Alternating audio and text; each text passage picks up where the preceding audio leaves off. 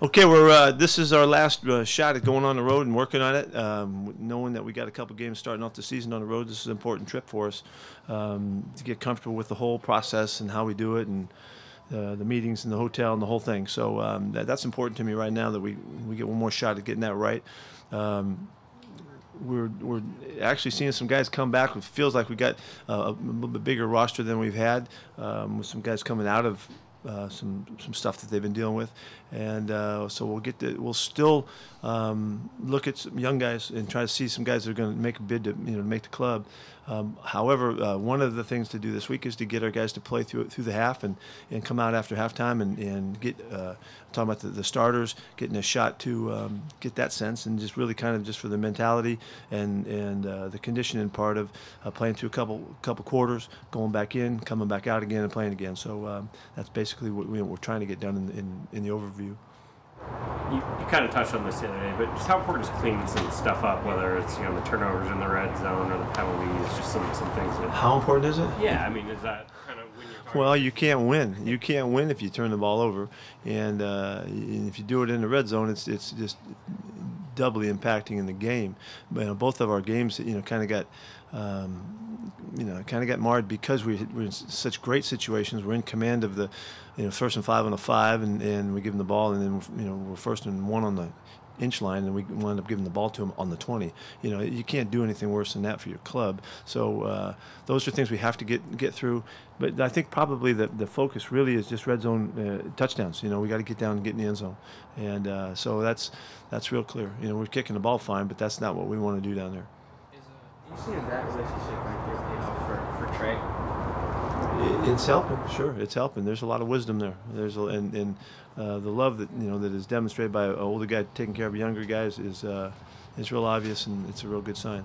Has he brought more to the table on that front than maybe you anticipated when you got here, or did you kind of know that he had that? Through watching his play, you knew that he has a real wide range of stuff that he can call on, and I didn't know if he would verbalize it or articulate it real well. He does beautifully, and he has a willingness too. He's real open, real easy guy to deal with, and asking questions and stuff like that. And so he's been great. Is he more ready than you thought he'd be this one? How I thought he'd be. It depends when you ask me that. Since he got, since he had some issues coming out, the hamstring was bothering him. Had he not had that, I would have thought he'd be ready by now. But now that he popped back last week, really was the first time he really felt good, and this week is his best week he's had. So he's ready to go. He'll get some good play time this week and see how it fits together with Russ and the offense, and giving himself a chance to be part of the club. It's always kind of a special trip going back to Minnesota for you. Yeah, it is. Matter of fact, it is. Yeah, there's some guys I like checking in with, and 5 years is a long time in coaching to be somewhere, and so there's some history and some roots, and I'm anxious to see the new stadium and all that. You mentioned some guys are coming back. Who's coming back? Well, we'll see some guys in bigger order. We're going to see Dante Johnson, for a good dose of plays. Jacob Martin just had limited plays last week. He's going to have a big role this week. We'll see more of George Fant this week. He'll get a good shot. Bradley will not go this week. He's not playing. So there's some guys, and there's guys that because it was last week, like Mo Alexander was his first week, he got a dozen plays, he'll get to play a lot. So it just feels like we're going to get more impact from guys that we need information on, and so it should be a good week for us. Is there Amara Darbo? Is there an update on him? Or? Yeah, we're going to get him back in action next week. He's almost there. He's working and practicing and all that, but they're not ready to cut him loose. And hopefully next week is a good shot for him. He's missed some really valuable time, and so he's got to make the most of next week. Same for Nico, or is there a little longer for Nico's got a chance. We got to wait and see. He's just trying to overcome. The crack in his wrist got to just settle down so he can use it and stab with it and all that. He's not quite there yet. He's running. He's in great shape and doing everything. Is Fluker going to play? Yeah, Fluke. I think Fluke's going. We'll see how long he lasts. He just wants to play so bad. He's playing. A lot of guys wouldn't play, but he's made it through practice, and his spirit is awesome. He wants to be out there, so he'll get some play time. We'll see how much. How has George handled the initial movement? He's anxious and excited to get comfortable and make a move. It's going to take a little bit, for him to really feel comfortable with all the things that are happening. But running game has not been an issue at all. Just pass sets and the variety of things that can happen he has to work at, and so it's going to take a bit. But he's a great guy to have there competing for us. We know that Georgie can play, and I'm excited for him.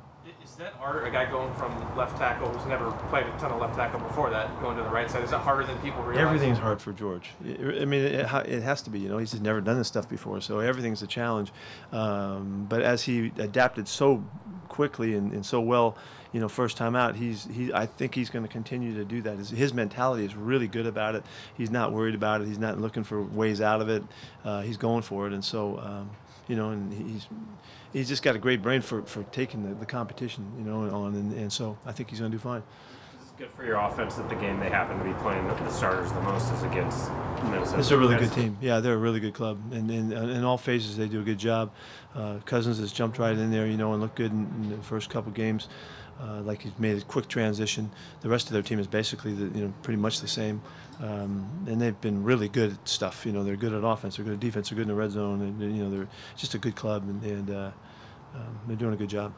What do you expect to have JD? It's a 4 to 6 week deal for JD. We really miss him. He's been such a spark plug on our club and done so many things. It's unfortunate that he's going to miss, but we'll get him back eventually and have a chance to get him back out there. What are you looking to see from CJ in his second preseason? Yeah, there's one. There's another guy. CJ was very limited in his first game. He's not so limited this time around. He'll play more. What I'm looking for is him just to play football. I know he's a good ball player. I don't have any question. And just go out there and battle and club away and hopefully make a couple plays in the running game or the passing game. It's really, this is just about consistency for him and coming back and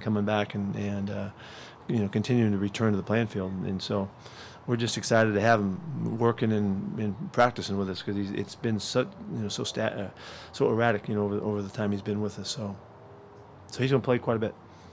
J.R. Sweezy, where's he? Sweezy is not ready to play in this game. He's practiced this week some. Next week is really a big week for him to see if he can play in that fourth game. We'll see how he does. He's playing left guard and working at that, making that transition. He's going to battle Posick for his spot and the other guys there, and we'll see how he does. He's very positive about it. Feels good, but it's a high ankle sprain, so it's always you have to work your way through the pushing on people and the driving off, and so he's getting there. Why did you want to move him, I guess, from right to left? Because we think he can do a nice job there, and that's we think the best place for him to add to us. You get a chance to see David return some kicks? Yeah, he'll get a shot. Really exciting to see David. David's had a terrific couple first games, but more than that, what he's doing on the practice field just continues to show up. If you guys are watching, you see him every day. He makes plays. So he's been a real exciting player in this camp. How much do you actually go about your full game process for a third preseason? No, we kind of bluff our way through it. We don't there's not enough time to do it with all the stuff that we're doing because we practice twice during the day and all that kind of stuff, and so it's hard to get the real focus on it. But our guys are going through the process kind of in an abbreviated fashion, so everybody knows what their assignments are. They're making their reports, but the depth of the work that goes into that is not nearly what it is during the season. Eric Walden, got much of a sense from him yet? He had a pretty good day yesterday. Yeah, yesterday was his best day. Looks like he felt comfortable, and he needs to play.